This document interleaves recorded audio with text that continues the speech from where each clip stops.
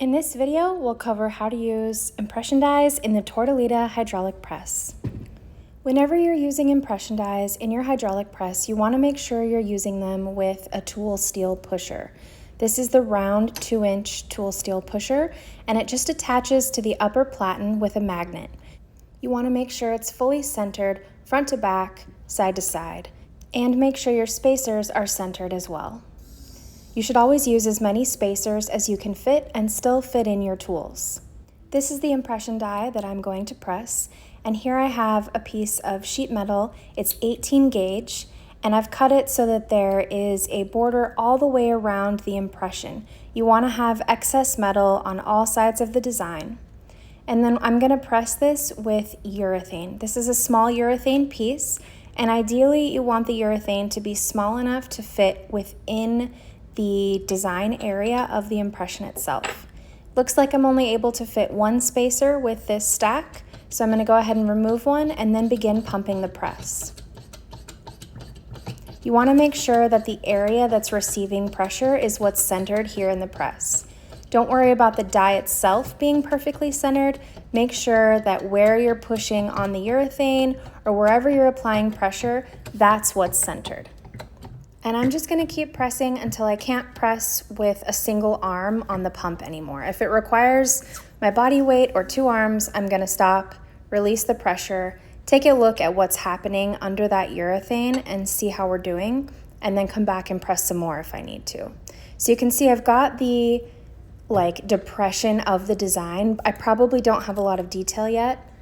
Right, so you can see I still need to get a lot of detail, but I've gotten the general form. So what I'm going to do now is I'm going to take this piece and I'm going to trim off a lot of the excess, but I'm still going to leave a lip all the way around.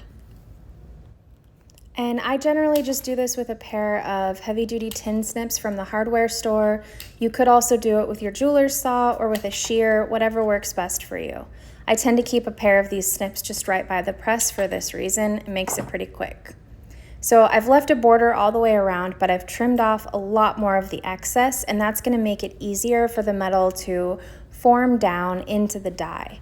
I'm going to put this back in the press, and then I'm actually going to choose some urethane pieces that are even smaller so that I can work on concentrating the force into an even smaller space on the design and get more of that detail from the flowers in this little heart shape. So I've got an older, more kind of beat up piece of urethane. It's a smaller piece. It's going to really focus that force into a smaller area and allow me to pick up more of the details in this impression die design. Again, I'm just going to press until I can no longer press with one arm, and then I'll take it out and take a look.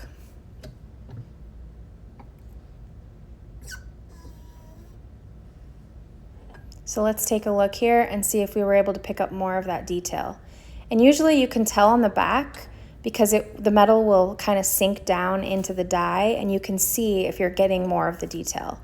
I'm moving this piece of urethane to an area that didn't get pressed last time, and I'm going to repress, recentering on this new area that I'm focusing pressure on, just to pick up some more of the detail. So I like to use a very small piece of urethane, put the die in, press, rotate, press some more, and do this process several times to pick up all the detail of the die.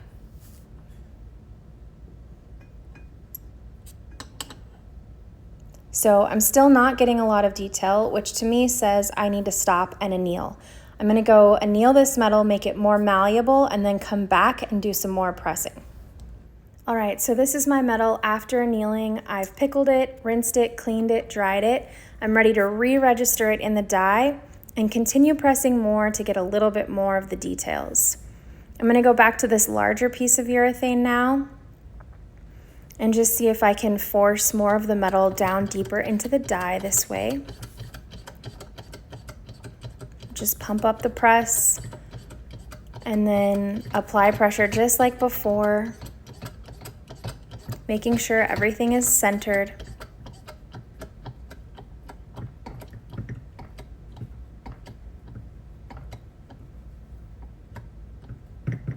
And then we'll take a look and see. how we did.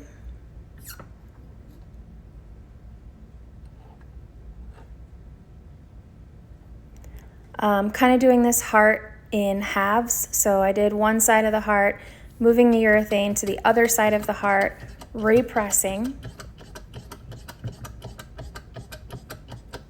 I want to make sure I pick up the details as evenly as possible, so I'm not leaving certain areas of the design, with less detail than other areas. And this is just going to be a process that you're going to repeat several times, annealing at least once, sometimes 4, 5, 6 times, until you get the level of detail that you're working towards.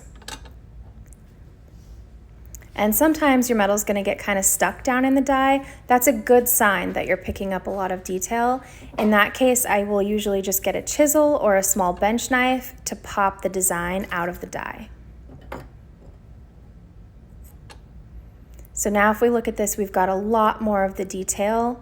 We're seeing a lot more of those flower petals, and this is looking pretty good. Overall, I'm really happy with the detail. There's just a little area down here that could use a tiny bit more work. So I'm just going to place it back in the die, and I'm going to put a small piece of urethane right in the bottom of that heart and really try to focus the pressure down there to pick up that last remaining detail in the die. And again, just centering the area that I'm working on, the area that's receiving pressure.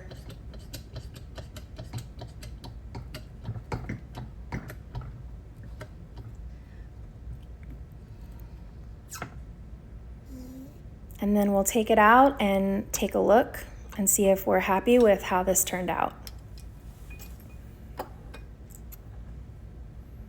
So I was able to pick up the last little details on those petals, and I think this looks pretty great. I'm happy with how it turned out, and that's how you use an impression die in the Tortolita press.